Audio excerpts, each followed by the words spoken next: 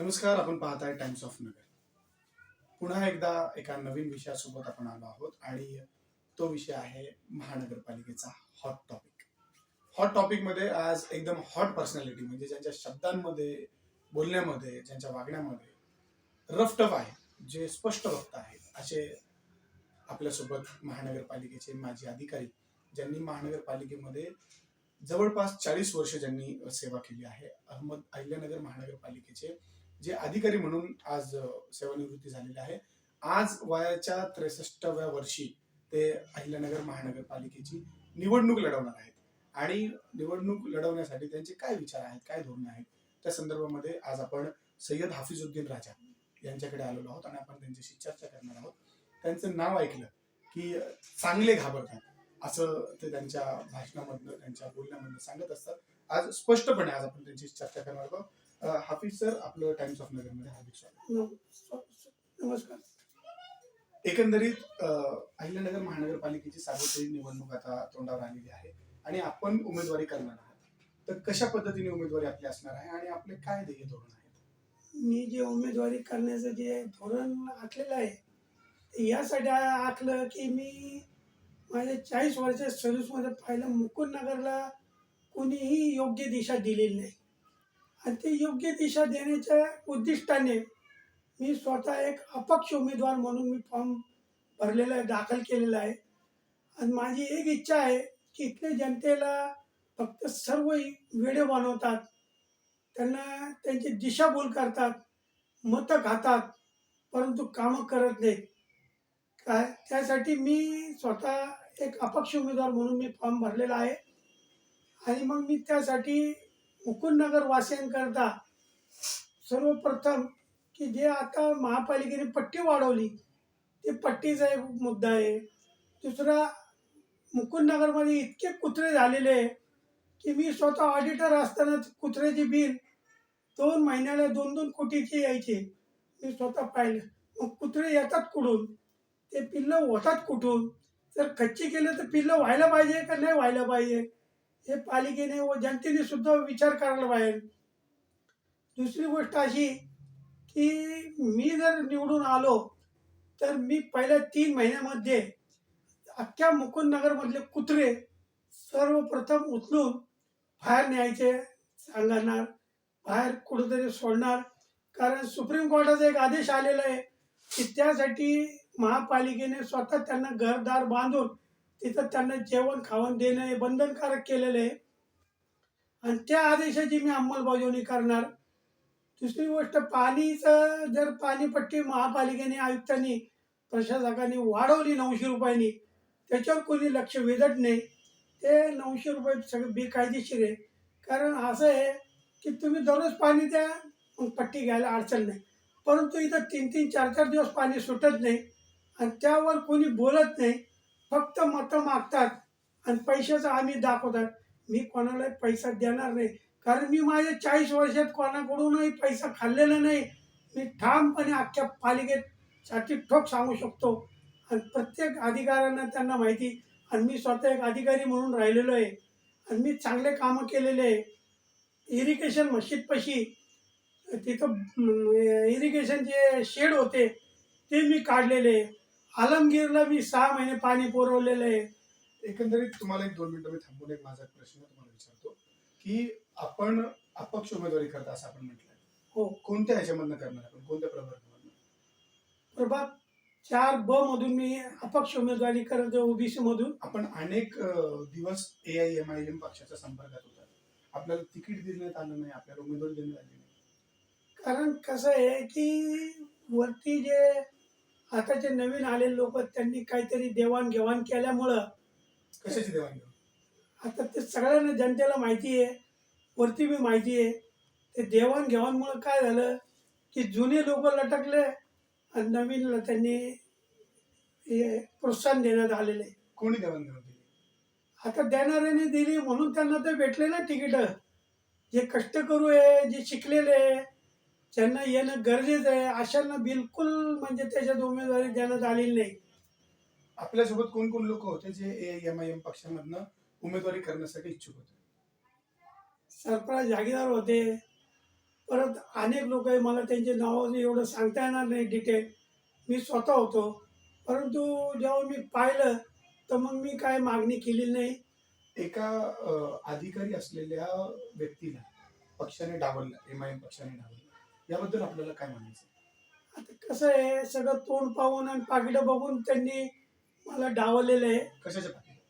आता ते काय, आता एवढं काय सांगायचं, सगळ्या जगाला माहिती पाकिट कसले चालतात. तुम्ही अधिकारी होते आणि तुम्ही नक्कीच असं म्हणता की मी कोणाला घाबरत नाही, मी एकदम मजबूतीकरणाने मुकुंदनगरचा विकास करणार आहे, असं आपण एकंदरीत म्हणता. पण स्पष्टपणे बोलायला आपण कुठेतरी घाबरत आहे असं एकंदरीत दिसून येतं. नाही, घाबरायचा प्रश्न नाही. परंतु कसं आहे, की ज्यांनी 15-15, 20-20 वर्ष इथं काय सगळं म्हणजे निवडून आले आणि यापूर्वी जे निवडून आलेले होते, त्यांनी कोणतंही काम केलं नाही आणि आज ते ओबीसी मधून उभे राहतात. आज त्या हाजी नजीर सारखा बिचारा एकदम चांगला व्यक्ती होता, शिकलेलं, सवारलेलं. त्याच्या घरावर दगडफेक केली, त्याच्यामुळे तो बिचारा इथून मुकुंदनगर सोडून गेला. एक मिनिट मी तुम्हाला थांबवतो सर, की आपण फार अत्यंत महत्वाचा मुद्दा आपण मांडलाय. त्याच्यामुळे 1-2 मिनिटं मी महत्वाच्या मुद्द्याकडे आपल्याला आणतो, की हाजी नजीर सारखे जे व्यक्ती होते ते महानगरपालिकेचे माजी महापौर होते, बरोबर. उपमहापौर होते सॉरी. आणि उपमहापौर असलेल्या व्यक्तीला मुकुंदनगर सोडून जावं लागलं. त्याचं कारण तुम्ही सांगता दगड मारले. कोणी दगड मारले? आता जे उभे आहेत ओबीसी मधून, काय त्यांनी त्याच्या घरावर दगडफेक केली. त्याला लहान कोणत्या सालची बात आहे? साल जवळजवळ 15-20 वर्षापूर्वीची गोष्ट आहे. आणि त्याच्यामुळे त्यांनी बिचाऱ्याने घर सोडून इथून गेले. पण त्यांच्या मेहरबानीने आज जे आहे ना, जुनं मुकुंदनगरचे 4 गल्ल्या आणि नवीन मुकुंदनगरचे 4 गल्ल्या त्यांनी काँक्रिटीकरण केलं, म्हणून ते फार मेहरबानी. नाही तर लोकांना, तिथल्या लोकांना आज चिखलामधून जावं लागलं असतं. त्या मुद्द्यावर आपण येऊया की हाजी नजीर यांच्या बंगल्यावर दगडफेक कोणी केली, त्यांना इथून हुसकून कोणी लावलं? आता जे उभे आहेत ना ओबीसी मधून कॅन्डिडेट, काय कधी ते राष्ट्रवादी मागतात, कधी काँग्रेसचं तिकीट मागतात. त्या लोक गोळा करून त्याच्या घरावर दगडफेक केलेली. आणि आज किती लोकांना गोळा करण्यात आलं होतं? जवळजवळ 30-40 लोक होते आणि त्यांनी दगडफेक केली. त्यामुळं बिचारा वैतागून एक सुशिक्षित चांगला म्हणजे व्यक्ती इथून गेल्यामुळं, नाही तर तो जर असता तर आज मुकुंदनगरचं फार डेव्हलप झालं असतं. कोणत्या लोकांनी त्यांना पळून लावलं? माजी नगरसेवकांनी, कोण माजी नगरसेवक? फयाज शेख म्हणून आहे. त्यांनी काय केलं होतं? लोक गोळा गोळा करून त्याच्या घरावर दगडफेक केली. त्याच्यामुळे ते बिचारा घर इथं विकून तो आपल्या गुलमोहर रोडला गेले निघून. हे फक्त तुम्ही आरोप करताय की ही सत्यता आहे? ही सत्यता बाब आहे आणि मी स्वतः पाहिलेले. काय आता मला त्या पोरांचे नावं घेता माहीत नाही, त्याच्यामुळे मी घेऊ शकत नाही. तर खरी घटना आहे. म्हणजे मुकुंदनगरमध्ये गुंडागर्दी वाढली आहे आणि मुकुंदनगरमध्ये कुठंतरी दहशतीचं प्रमाण वाढलंय. एक सुशिक्षित नेतृत्वाला पळून लावण्यासाठी कार्य केले जाते असं आपल्याला म्हणायचं आहे. बरोबर, बरोबर आहे. सुशिक्षित लोकांना इथून पळून लावायचं काम करतात आणि गुंडागर्दी करतात. म्हणजे का चाललंय? कसं थांबणार? हे कसं थांबवलं जाईल? आता इथले नागरिकांनी जागरूक होऊन आणि चांगल्या सुशिक्षित लोकांना मतदान करावं अशी माझी विनंती आहे सगळ्या जनतेला, मुकुंदनगरच्या वासियांना.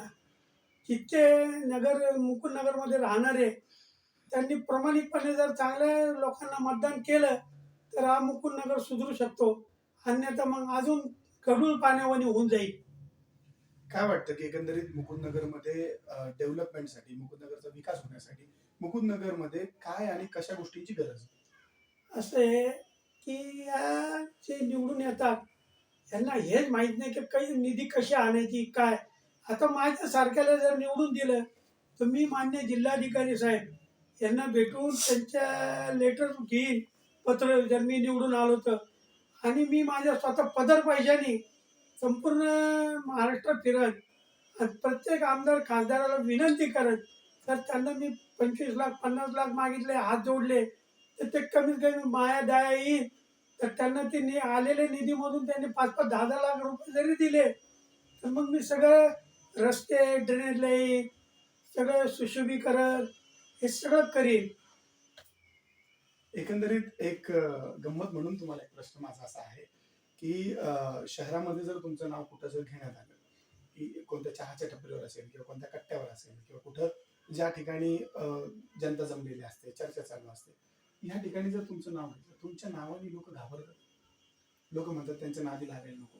अशी काय जादू आहे की लोक तुम्हाला घाबरतात? मी महानगरपालिकेमध्ये सर्व्हिसमध्ये कोणाचाही 1 रुपया खाल्लेला नाही. आज मला रिटायर होऊन 3 वर्ष झाले. मी त्याचे पैसे भरतो. आज मी माझ्या घराचे हप्ते स्टेट बँकेत. त्यामुळं मग मी एकदम कडक वागणूक असल्यामुळे लोक मला घाबरतात. आणि अशा व्यक्तीला यांनी मतदान करणं फार बंधनकारक गरजेचं आहे.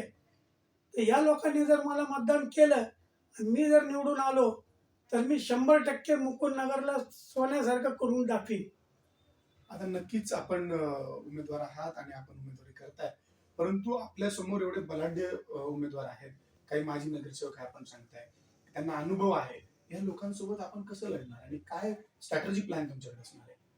मी लोकांच्या निदर्शनाला हे देईन की सर्वप्रथम पहिल्या 3 महिन्यामध्ये सगळे जे कुत्र्यांची दहशत आहे, लहान पोरं किंवा लेडीज बाहेर निघू शकत नाही. कुत्रे इतके डेंजर झालेले इथं. जसं जंगलामध्ये बिबट्याला घाबरतात तसं इथं मुकुंदनगरमध्ये कुत्र्याला घाबरतात लोक. तर एक कुत्रे मी पहिले गायब करीन. मुकुंदनगरचा एक गंमत म्हणून विचारतो तुम्हाला. मुकुंदनगरमध्ये आता आपण पाहिलं की विधानसभेमध्ये देखील अनेक आमदारांनी त्या ठिकाणी बिबट्याच्या संदर्भात आवाज उचलला. काही बिबट्याचा वेश परिधान करून आले आणि काहींनी गमतीशीर एखाद्यावर टीका केली की हा इकडचा बिबट्या, तो तिकडचा बिबट्या. मुकुंदनगरचा बिबट्या कोण आहे? आता मुकुंदनगरचे बिबटे तर फार आहे. काय आता काय सांगावं हेच कळेना मला तर. तुमच्या चेहऱ्याची स्माईल अशी बघून असं वाटतं की तुमच्या तोंडावर कोणाची तरी नाव आहे. कोण आहे मुकुंदनगरचा बिबट्या? नाही आता तर मी आता इतकं डिक्लेअर करू शकत नाही. परंतु काय मी जिथं फिरतो तर लोक डायरेक्ट म्हणतात की इथं 4 पायाचे कुत्र्याच्या जागेवर 2 पायाचे कुत्रे धरा. आता कसं काय करावं हे मला कळेना. कोण आहेत ती लोक? आता मी सांगू शकत नाही. निवडून आल्यावर नक्की सांगेन. बिबट्या कोण आहे? आपण प्रश्न कुठेतरी बाहेर जातोय. मुकुंदनगरचा बिबट्या जर असं तुम्हाला एखाद्याला म्हणावं असं वाटलं तर कोणाला म्हणतो? नाही आज मी तिला मी सांगू शकत नाही.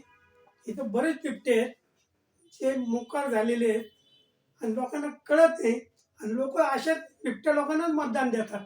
कोण आहे ती बिबटे? सांगितलं मी आज मी तिला सांगू शकत नाही. मी म्हणजे तुमच्या मनामध्ये ते दाबून ठेवणार आहे. नाही मी नक्की म्हणजे निवडणूक जिंकल्यावर मी सगळं उघड करीन. मग कोण कसे वागतात, कोण कसे बिबटे झालेले, कोण कोणावर कशी दहशत निर्माण करतात, कोण कसं लुबाडतात. ठराविकच कॉन्ट्रॅक्टर त्यांचे जवळ म्हणजे त्यांना आखलेचं पत्ता नाही असे ठराविक कॉन्ट्रॅक्टर आहेत आणि तेच हे घेतात. इथं फेज 2ची लाईन महापालिकेने टाकलीच नाही. ते महापालिकेला इथला 1 रुपया भरणा गेलेला नाही. ते सगळं इथल्या नगरसेवकांनी मॅनेज केलंय. तू इकडचा भाग सांभाळ, मी तिकडचा भाग सांभाळतो, तू असं इकडं. आणि लोकांकडून 3-3, 4-4 हजार रुपये घेतले. ही फार मोठी शोकांतिका आहे. आयुक्तांनी पाहणं बहुत फार गरजेचं आहे. असं एकंदरीत तुम्हाला वाटतं का की आता तुम्ही जे बोलला त्याच्यावरून असं कळतंय की मुकुंदनगरमध्ये भ्रष्टाचार होता असं म्हणायचं आहे? हो 100% भ्रष्टाचार चालू आहे. आणि एकच रस्ता समजा इथून दाखवलं शेख घर ते सय्यद घर, तोच रस्ता पुन्हा मतीन घर ते राजू घर असं दाखवलं जातं आणि खोटी बिलं काढले जातात. मी स्वतः ऑडिटर असताना अशी बिलं माझ्या निदर्शनास आले. मी कोणत्याही प्रकारे तपासलं नाही किंवा सही देखील केलेली नाही. एकदम झुडकून लावलं, म्हटलं नाही मला पैसे नको काही नको. नक्कीच ह्या ठिकाणी आपण सय्यद हफीजुद्दीन राजा जे मुकुंदनगर प्रभाग क्रमांक 4 मधनं जे ओबीसी उमेदवारी करत आहेत, त्यांनी फॉर्म देखील अपक्ष पद्धतीने भरलेला आहे. त्यांना काही ठिकाणी डावलण्यात आलं, काही पक्षांमधनं त्यांना डावलण्यात आलं, असं देखील एकंदरीत चित्र त्यांनी आता सांगितलेलं आहे. आणि नक्कीच अशाच एका नवीन मुद्द्यासह आपण पुन्हा एकदा भेटूया. त्यासाठी पाहत राहा टाइम्स ऑफ नगर.